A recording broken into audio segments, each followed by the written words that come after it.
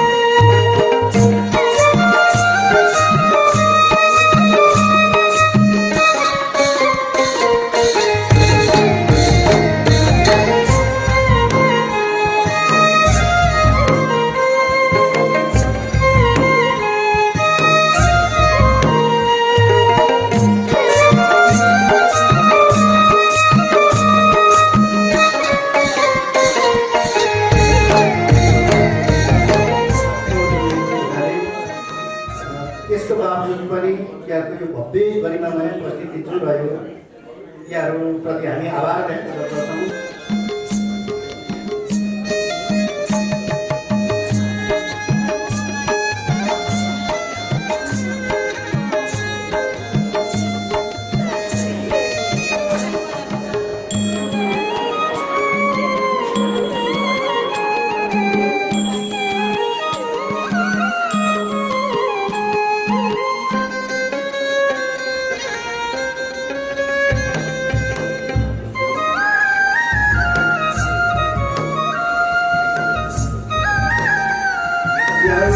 सम्पूर्णमा होमा सेवा नमस्कार। किराँतहरूको महान दोस्रो चाड साकेला उधौलीको अवसरमा यहाँहरूलाई शुभकामना सहित यसै यो कार्यक्रम पनि हामी अझ आयोजना गर्न गइरहेका छौँ। म रावा सभा प्राकृतिक समाज नेपालका उपाध्यक्ष चन्द्र राणा शाहको तर्फबाट यहाँहरूलाई यो उपस्थितिको लागि हार्दिक आभार व्यक्त गर्दै म कार्यक्रमको मेलोमा छिर्ने अनुमति चाहन्छु। रावा सभा प्राकृतिक समाज नेपालद्वारा आयोजित साहित्यकार कुमारी कमला राईज्यू कृत नवीनतम कृति उहाँको भोगाईहरूको सङ्गालो अनुभव सङ्ग्रह आफ्नै तस्विरको यो भव्य विमोचन लोकार्पण समारोहमा यहाँहरूलाई हार्दिक स्वागत भन्दै म यो कार्यक्रमको औपचारिक मेलोमा छिर्न चाहन्छु र कार्यक्रमको सभाध्यक्षता ग्रहण गरिदिन हुनका लागि सभाध्यक्षका आसन ग्रहण गरिदिन हुनका लागि म यस संस्थाका अध्यक्ष वरिष्ठ कवि श्री बम्बानियाज्यूलाई म हार्दिक धन्यवाद गर्दछु।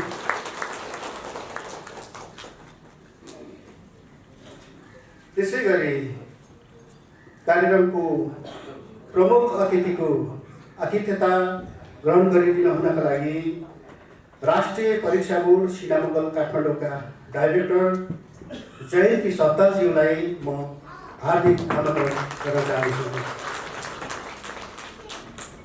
यसै गरिकन विशेष अतिथिको आसन ग्रहणका लागि म पूर्व शिक्षा अधिकारी रामप्रसाद सुवेदीज्यूलाई हार्दिक आमन्त्रण गर्दछु। अतिथि आसन ग्रहणका लागि म वरिष्ठ साहित्यकार एवं रावा सभा प्राविधिक समाज नेपालका संस्थापक अध्यक्ष आदरणीय दाजु डाक्टर विश्वरायज्यूलाई म हार्दिक आमन्त्रण गर्दछु अतिथि आसन ग्रहणका निम्ति। डाक्टर विश्वरायज्यू यसै गरी अतिथि आचरण ग्रहणकै क्रममा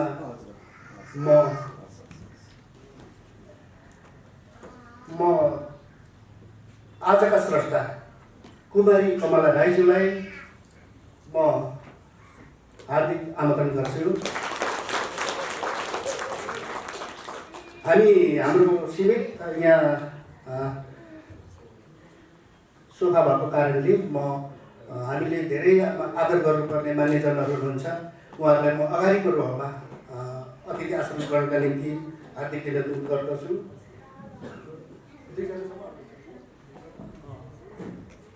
म अतिथि आसन ग्रहणकै क्रममा जानुका नेपालज्यू, उहाँ चाहिँ महिला शिक्षक समाजका केन्द्रीय अध्यक्ष हुनुहुन्छ। जानुका नेपालज्यूलाई पनि म आउनु भएको छैन, उहाँलाई म एकछिन आसन ग्रहण गराउनेछु।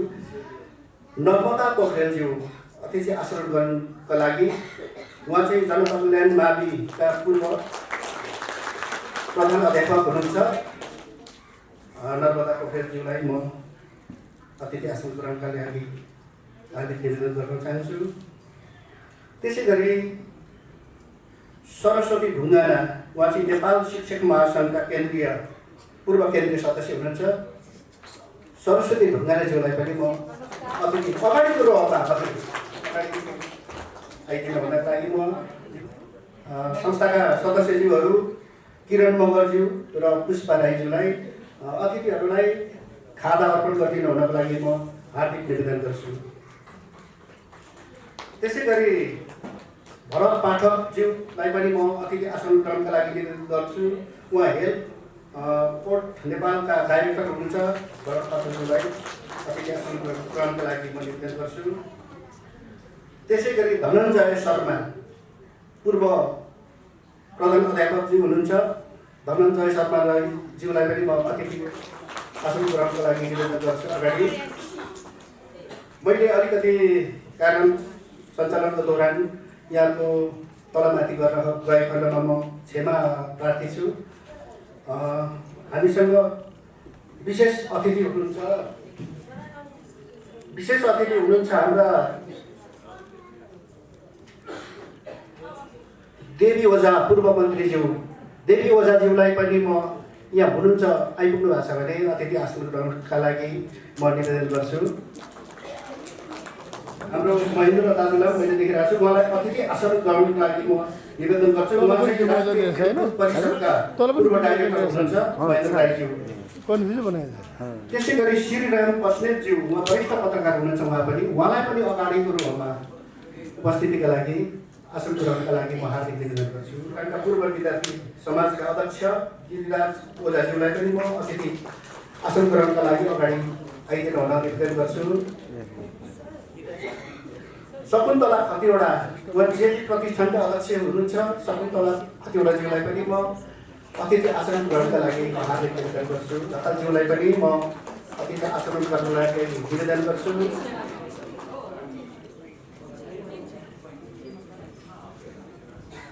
यहाँहरूलाई मैले क्रमशः अतिथि आसन गराउने क्रममा छु। गीता भट्टराईज्यू महिला शिक्षक समाजका केन्द्रीय सचिव हुनुहुन्छ। गीता भट्टराईज्यूलाई पनि म अतिथि आसन ग्रहणको लागि निवेदन गर्छु। त्यसै गरी रिता तिवारीज्यू, उहाँ चाहिँ पद्मश्री आसन ग्रहणको लागि निवेदन गर्छु। त्यसै गरी क्रिस्टिना धमलाज्यू हुनुहुन्छ, उहाँ पनि तपाईँ महिला शिक्षक केन्द्रीय कोषाध्यक्ष हुनुहुन्छ। उहाँ क्रिस्टिना धमलाज्यूलाई पनि म निवेदन गर्छु। त्यसै गरी नन्दी माविका गीता काफ्रेज्यू, उहाँलाई पनि म गीता काफ्रेज्यूलाई पनि म हार्दिक निवेदन गर्छु अतिथि आसनको लागि। अगाडि नै आइदिनु भयो सजिलो हजुरलाई। आजीवन सदस्य वरिष्ठ गीतकार चेली जानुका राईज्यूलाई पनि म अतिथि आसन ग्रहणको लागि हार्दिक निवेदन गर्छु। जानुका राईज्यू, म यथा स्थानमा आसन ग्रहणका लागि हरेन्द्र राई वरिष्ठ अधिवक्ता हरेन्द्र राईज्यूलाई पनि म आसन ग्रहणको लागि निवेदन गर्छु।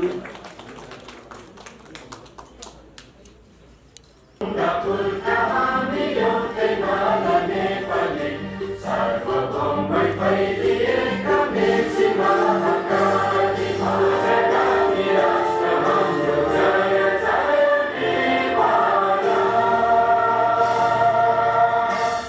हार्दिक धन्यवाद।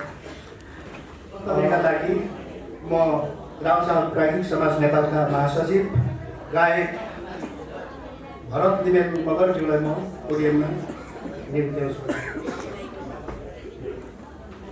धन्यवाद कार्यक्रम सञ्चालकज्यू।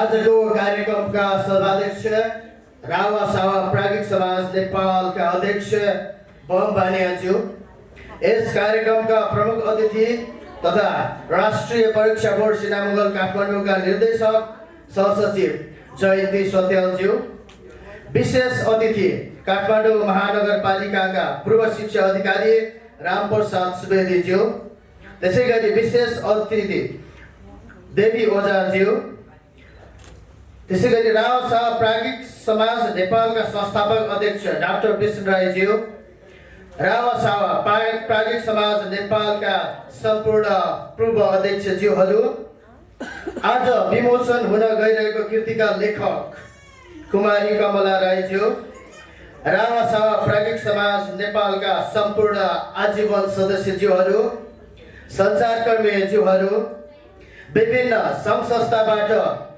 पन्तुल गर्दै पाल्नुभएका संस्थाका प्रमुख तथा प्रतिनिधिज्यूहरू र हाम्रो निमन्त्रणा स्वीकारी आजको कार्यक्रमलाई भव्यताका साथ सफल बनाउनको लागि उपस्थित हुनुभएका सम्पूर्ण साहित्य अनुरागी महानुभाव ज्यूहरूमा हाम्रो आयोजक संस्था रावसावा प्राज्ञिक समाज नेपालको तर्फबाट र मेरो व्यक्तिगत तर्फबाट सर्वप्रथम स्वीकार्नुहोस् न्यानो अभिवादन, नमस्कार। सर्वप्रथम त आफ्नो व्यस्तताका बावजुद पनि आजको कार्यक्रम सफल बनाउन उपस्थित हुनुभएका सभाध्यक्षज्यू, प्रमुख अतिथिज्यू, विशेष अतिथिज्यू लगायत सम्पूर्ण अतिथिगणहरूमा यो गरिमामय उपस्थितिको लागि हार्दिक धन्यवाद व्यक्त गर्न चाहन्छु। साथै उच्च सम्मानका साथ काठमाडौँ नेपालको देशकै मुटु कमलादी स्थित नेपाल प्रज्ञा प्रतिष्ठानको यो ऐतिहासिक पारिजात हलमा सम्पूर्ण उपस्थित साहित्य अनुरागी महानुभावहरूलाई म हार्दिक स्वागत गर्न चाहन्छु। स्वागतम स्वागतम स्वागतम।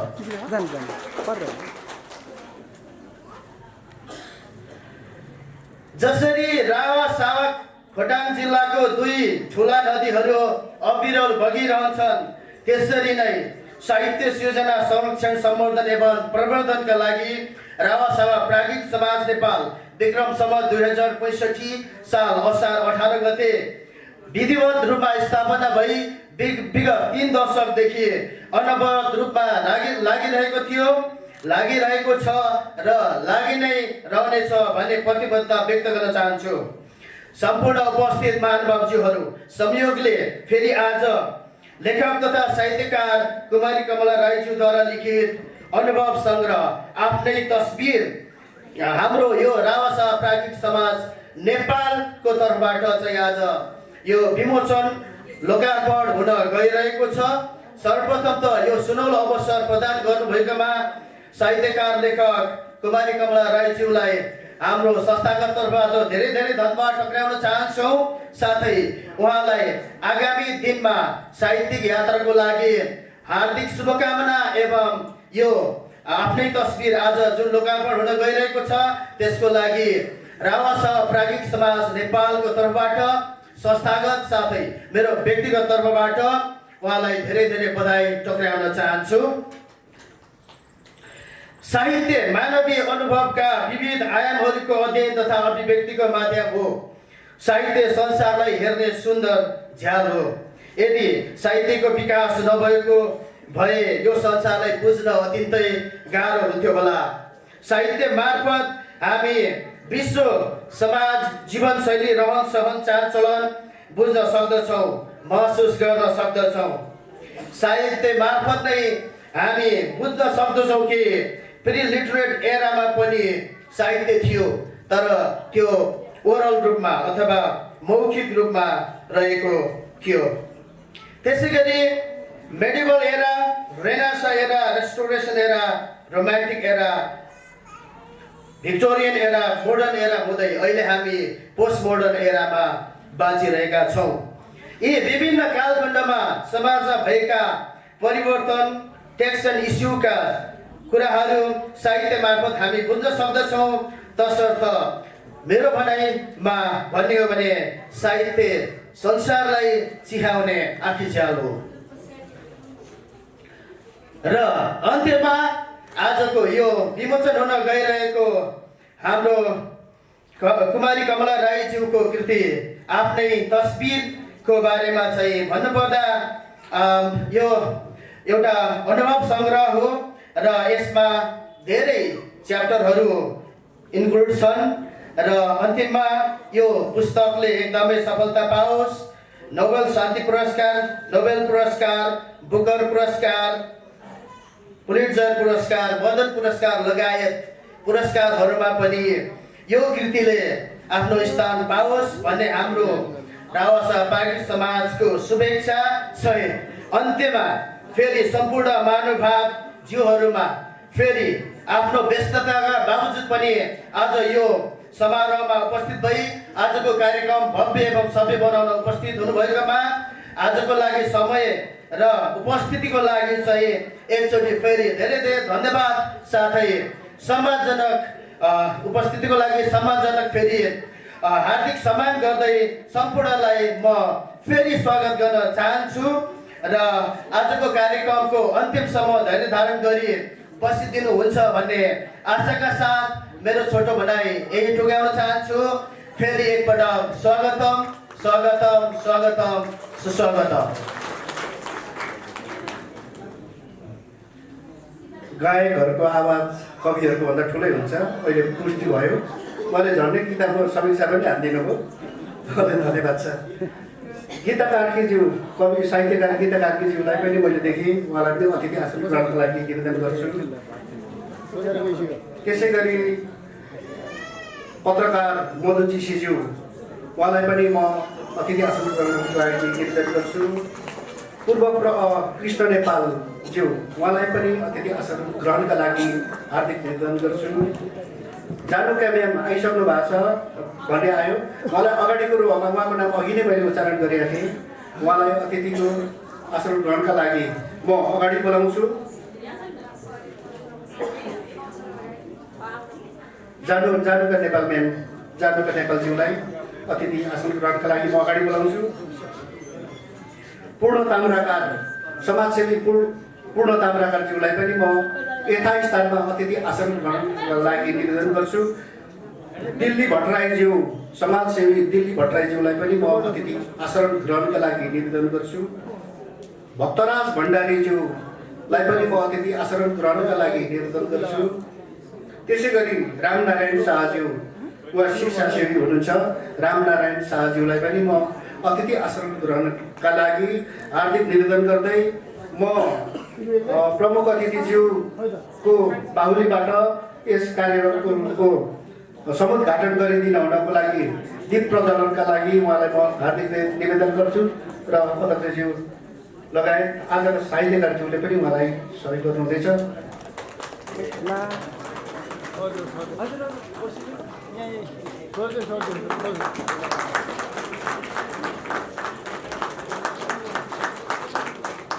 ताली बजाउनु होला, ताली कम भयो।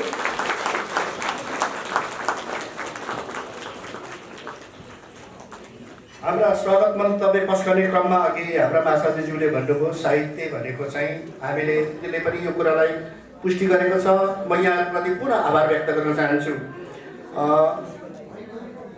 भूपराज राईज्यूलाई पनि म अतिथि आसन ग्रहणका लागि निवेदन गर्छु। उहाँ चाहिँ उपप्रमुख मेडिकल ल्याब टेक्नोलोजिस्ट हुनुहुन्छ, भूपराज राईज्यू, उहाँलाई पनि म अतिथि आसन ग्रहणका लागि हार्दिक निवेदन गर्छु।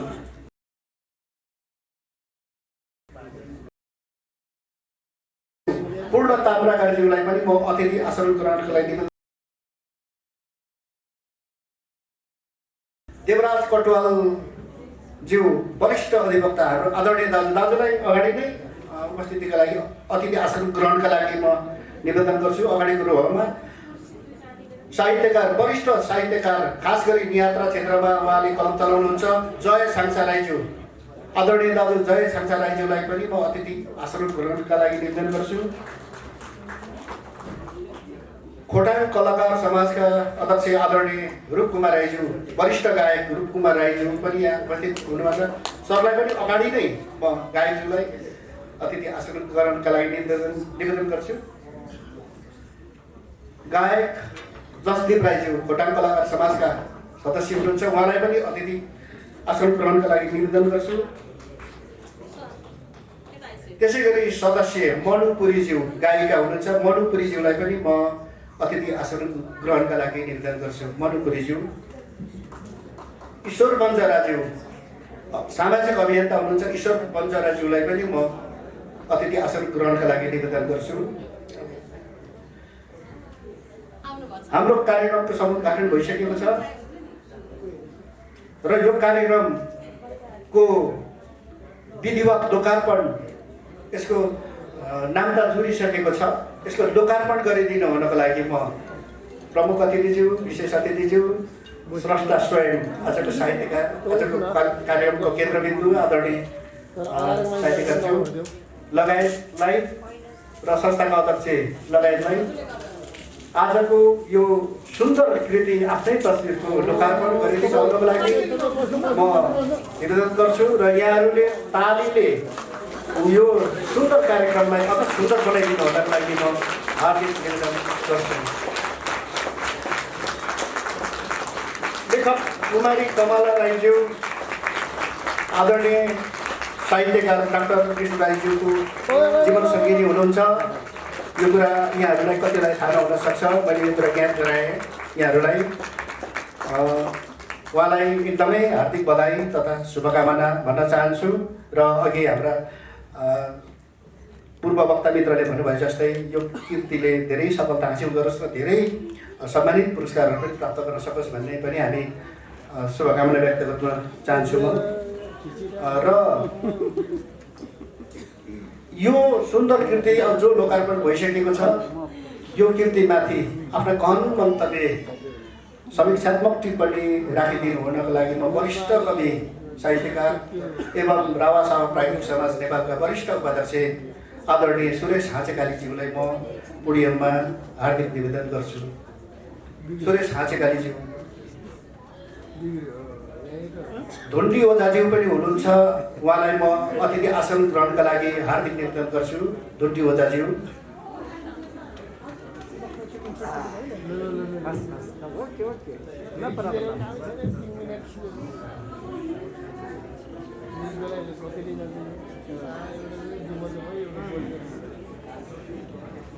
अनुभव सङ्ग्रह आफ्नै तस्बिर लोकार्पण समारोहका सभाध्यक्ष रावासावा प्राज्ञिक समाज नेपालका अध्यक्ष बम्बानियाज्यू, यस कार्यक्रमका प्रमुख अतिथिज्यू, विशिष्ट अतिथिज्यू, रावासावा प्राज्ञिक समाज नेपालका संस्थापक अध्यक्ष साहित्यकार डाक्टर विष्णु राईज्यू, यो पुस्तकका लेखिका आदरणीय कुमारी कमला राईज्यू लगायत मञ्चमा आसीन विभिन्न व्यक्तित्वहरू एवं यो समारोहमा उपस्थित हुनुभएका विभिन्न साहित्यकारहरू, प्राध्यापकजीहरू, शिक्षकजीहरू, पत्रकारजीहरू, अधिवक्ताजीहरू, कानुनी पेसामा संलग्न विभिन्न व्यक्तित्वहरू, मेडिकल पेसामा संलग्न विभिन्न व्यक्तित्वहरू, गायकजीहरू, कलाकारजीहरू, पत्रकार मित्रहरू लगायत सम्पूर्ण महिला तथा सज्जनवृन्द, म सर्वप्रथम यहाँहरूलाई मेरो तर्फबाट हार्दिक नमस्कार भन्न चाहन्छु। हामी आज एउटा विशेष समारोहमा उपस्थित भइरहेका छौँ। हुन त यस्ता समारोहहरू काठमाडौँमा र काठमाडौँ मात्र होइन, नेपालका विभिन्न ठाउँमा विदेशमा जहीँ तहीँ यस्ता समारोहहरू भइरहेका हुन्छन्। तर आजको यो समारोह चाहिँ मलाई विशेष ढङ्गको समारोह लागिरहेको छ, किनभने आज जुन प्रकारको पुस्तकको या विमोचन भइरहेको छ अथवा लोकार्पण भएर हामी यसको बारेमा छलफल गर्न लागिरहेका छौँ, यो पुस्तक एकजना शक्तिशाली महिलाले लेख्नु भएको भन्दा फरक पर्दैन भनेर म सुरुमै भन्न चाहन्छु र यसको लागि म आवश्यक तर्कहरू पनि प्रस्तुत गर्न सक्दछु। यहाँहरू धेरैलाई थाहा भएको छैन होला, धेरैलाई थाहा पनि छैन, उहाँसँग नजिक भएर काम गर्नुभएका शिक्षकज्यूहरू, प्राध्यापकज्यूहरू लगायत कतिपयलाई थाहा छ तर कतिपयलाई थाहा छैन। उहाँ चाहिँ क्यान्सर सर्भाइभर हो। उहाँ विक्रम सम्वत 2067 सालमा उहाँको बायाँ स्तनमा क्यान्सर भएको थियो र त्यो क्यान्सर सर्भाइभर हो र उहाँले 6 वटा केमोहरू लगाउनु भएको थियो अपरेसन पछाडि। होइन म्याडम, यो पुस्तक पढ्दा मैले यो जानकारी प्राप्त गरेको छु। अलिअलि अनुपचारिक जानकारी त पहिला पनि मलाई थियो र उहाँको पहिला अपरेसन भयो, त्यस पछाडि 6 वटा केमो लगाएर उहाँ चाहिँ स्वस्थ हुनुभयो। र यसरी एकजना क्यान्सर सर्भाइभरले लेखेको यो पुस्तक महत्त्वपूर्ण पुस्तक हो। यसमा के कस्ता विषयवस्तुहरू छन् भन्ने कुरा म एउटा समीक्षकको हैसियतमा यहाँहरू समक्ष अहिले सरस्वती बताउने नै छु। र सर्वप्रथम क्यान्सर जस्तो प्राणघातक रोगसँग जुधेर कहिल्यै पनि हतोत्साही नभइकन आफ्नो कर्तव्य पथबाट कहिले पनि विचलित नभइकन आज नेपाली समाजका लागि उहाँले एउटा अमूल्य कृति उपहार दिनुभएको छ। त्यसको लागि म सर्वप्रथम कुमारी कमला राईज्यूलाई हार्दिक धन्यवाद बधाई भन्दै उहाँको यो कृतिले अघि हाम्रो मित्रहरूले भन्नुभयो जस्तो धेरै धेरै सफलता प्राप्त गर्दै जाओस् भनेर भन्न चाहन्छु। यसपछि यो पुस्तकमा भएका केही विषयवस्तुहरूको बारेमा म यहाँहरू समक्ष आफ्ना कुराहरू राख्न चाहन्छु। यो पुस्तकको नाम आफ्नै तस्बिर। यसलाई हाम्रो ब्यानरमा पनि अनुभव सङ्ग्रह भनेर भनिएको छ। वास्तवमा अनुभव सङ्ग्रह नै हो। यसलाई हामी एउटा आत्मजीवनी पनि भन्न सक्छौँ। यसलाई हामी अङ्ग्रेजीमा अटोबायोग्राफी पनि भन्छन्, अटोबायोग्राफी भन्न सक्छौँ। र यो चाहिँ उहाँको जीवनमा उहाँले भोग्नुभएका विभिन्न विषयवस्तुहरूको प्रस्तुति भएको पुस्तक हो। यहाँ चाहिँ उहाँले आफ्नो बाल्यकाल खोटाङ जिल्लाको खोटाङ गाउँपालिकाको इन्द्राणी पोखरीको कार्तिके भन्ने ठाउँमा उहाँ जन्मिएर त्यसपछि उहाँले विदेशमा केही समय प्रारम्भिक शिक्षा लिएर फेरि आफ्नै गाउँमा फर्किएर विद्यालय जीवन खोटाङ बजारको भगवती महाविमा विद्यालय शिक्षा सम्पन्न गरेर त्यसपछि काठमाडौँको यात्रा, त्यस पछाडिका सङ्घर्षका कुराहरू उहाँले यहाँ लेख्नु भएको छ। यसमा यो पुस्तकमा जम्मा 55 वटा निबन्धहरू, आत्मपरक शैलीमा लेखिएका 55 वटा निबन्धहरू रहेका छन्। र उहाँले 18 वर्षको उमेरमा हाम्रो डाक्टर विष्णु राईज्यूसँग उहाँ चाहिँ वैवाहिक जीवनमा गाँसिनु भएको रहेछ। उहाँ त्यो बेला 18 वर्षको उमेरको हुनुहुन्थ्यो। मलाई लाग्छ हाम्रो कविज्यू 25 वर्षको हुनुहुन्थ्यो र उहाँहरूको विवाह भयो। र विवाह हुँदा उहाँले कुमारी कमला राईले एसएलसी मात्र पास गर्नुभएको थियो। त्यसपछि उहाँहरूको एउटा यस्तो राम्रो एउटा जोडी छ भन्ने कुरा यो पुस्तक पढ्दा थाहा हुन्छ। यहाँ धेरै रमाइला प्रसङ्गहरू आउँछन्। उहाँहरूको बिचको आपसी मित्रता, आपसी सद्भाव, आपसी सहिष्णुता यति बलियो छ। यो कुरा चाहिँ हाम्रो पूर्वीय समाजको जुन परम्परागत मूल्य पद्धति हो, परिवारको मूल्य पद्धति हो, त्यो मूल्य पद्धतिमा उहाँहरू अडिनु भएको छ। र यो नयाँ पुस्ताको लागि पनि अत्यन्तै प्रेरणादायी पाठ हुन्छ भन्ने मलाई विश्वास लागेको छ। र कुमारी कमला राईले उहाँले विक्रम सम्वत 2045 देखि विक्रम सम्वत 2080 सम्म उहाँले चाहिँ शिक्षकको रूपमा काम गर्नुभयो। उहाँले खोटाङमा पनि शिक्षकको रूपमा काम गर्नुभयो, काठमाडौँमा पनि विभिन्न विद्यालयहरूमा शिक्षकको रूपमा काम गर्नुभयो। र उहाँले पछिल्लो समय चाहिँ बौद्धको विद्यालयमा उहाँले लामो समय काम गर्नुभयो। त्यहाँ शिक्षक हुँदै सह प्रधानाध्यापक हुँदै प्रधानाध्यापकको जिम्मेवारी वहन गर्नुभयो। र यो पुस्तक पढ्दा अघि हाम्रो कार्यक्रम सञ्चालक हाम्रो कविज्यू चन्द्रज्यूले चाहिँ अघि विभिन्न व्यक्तिहरूको नाम उद्घोष गर्दै जाँदाखेरि, अतिथि रूपमा नाम उद्घोष गर्दै जाँदाखेरि मैले यो हिजो र आज पढेका धेरै मान्छेहरूको नाम यहाँ अहिले मैले सुन्न पाएँ। त्यसैले उहाँको एउटा सामाजिक सम्बन्ध पनि निकै बलियो रहेछ भन्ने कुरा बुझ्न सकिन्छ।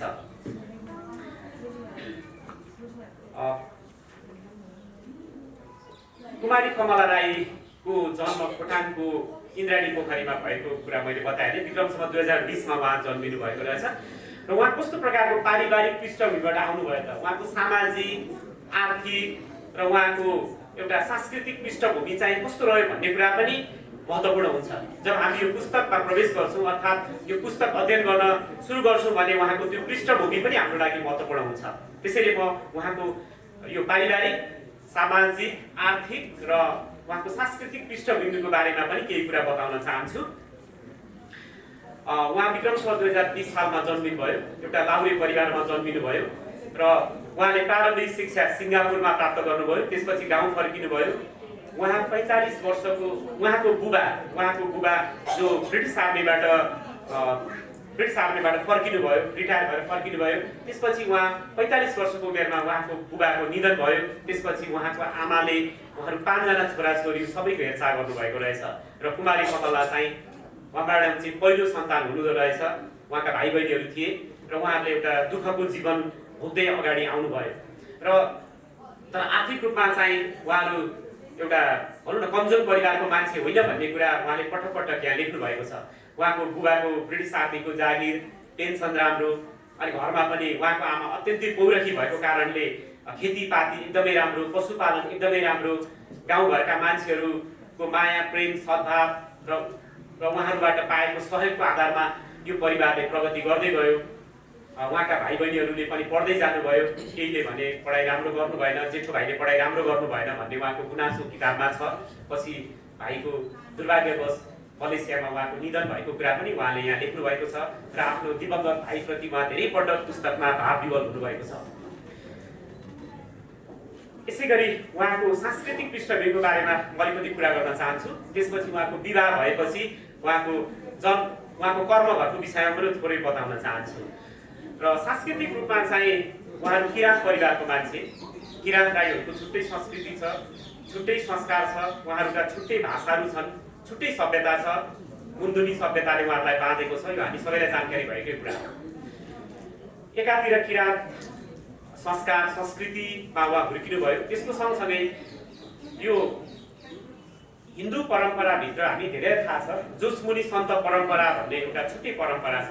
त्यो चाहिँ पृथ्वीनारायण शाहले नेपाल राज्यको भौगोलिक एकीकरण गर्दै गर्दाको समयमा नै जोसमुनि सन्त परम्परा नेपालमा सुरु भएको रहेछ र त्यो परम्पराले चाहिँ हिन्दू धर्मभित्र, हिन्दू व्यवस्थाभित्र जुन जातीय विभेदको परम्परालाई स्थापित गर्दै कतिपय सन्दर्भमा संस्थागत गर्दै आएको थियो, त्यसको विरुद्धमा हिन्दू धर्मलाई चाहिँ मान्ने, वैदिक सनातन धर्मलाई मान्ने, तर त्यहाँभित्रको त्यो जातीय छुवाछुतको परम्परालाई चाहिँ विरोध गर्ने चेष्टाले त्यसको विरोध स्वरूप जोसमुनि सन्त परम्पराको विकास भएको रहेछ र त्यसको प्रभाव चाहिँ अब यो भारतको नेपाली भाषीहरू